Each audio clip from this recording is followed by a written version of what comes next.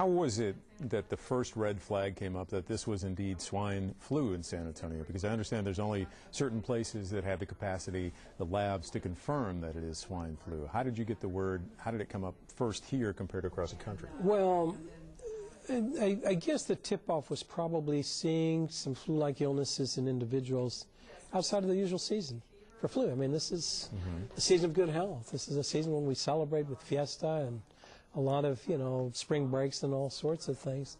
But there were individuals with sort of a classical type of presentation for a flu-like illness.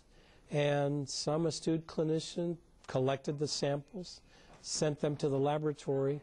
They came out as flu A, H1N1, which was a tip-off because, this is kind of outside of that season. So this led to sending samples to the state laboratory for doing the additional typing, the subtyping of that. It came back as non-typable.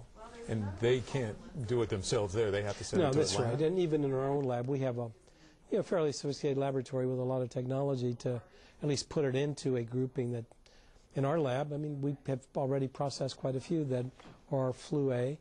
And so then the next step is to get the subtype, the state, and then the Centers for Disease Control for confirmation. And so as those reports came back, then it was apparent you're dealing with a rather novel strain of a virus. And so it turned out to be identified as swine flu. And that had to go all the way to Atlanta, though. For confirmation, that's correct. How about those cases now that are being tested? Say kids that are being tested today at hospitals, doctors' offices? It's the same process. We're sending some to the state lab, and we're processing quite a few every day in our laboratory. And some are positive for flu A, and those then are advanced to the next level. Some are not positive, and you screen them out and say it's probably just some other viral infection. So how long does it take in terms of the screening? If it is flu A, then does it go to the state, then does it go to the Atlanta? Sure. And how long does that take? Usually the first stage we can get within 12 to 24 hours. The second stage is 2 to 3 days. So in 2 to 3 days from now, all the test results, or some of those test results that have been passed on, will come back. Sure, but it raises the level of concern whenever you have an untypable flu A strain that then says, well, this is going to be one of those unique strains.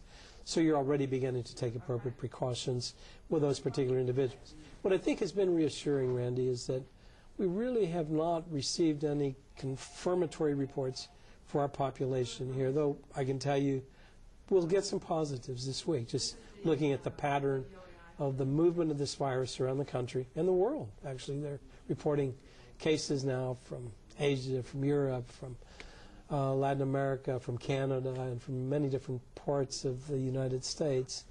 We're going to get them positive because there are a lot of people that are having symptoms, judging from the number of calls from physicians and visits to emergency departments. Let alone we've just come out of the fiesta celebrations with enormous gatherings of people. And so we know that. The good thing is that it's a relatively minor illness.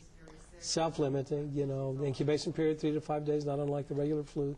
But the individuals, if they are healthy and stay in good health, they'll handle it quite well. It's those that perhaps are at risk and have other risk factors that may end up with more serious type of symptoms. That's what's happening in Mexico. Well,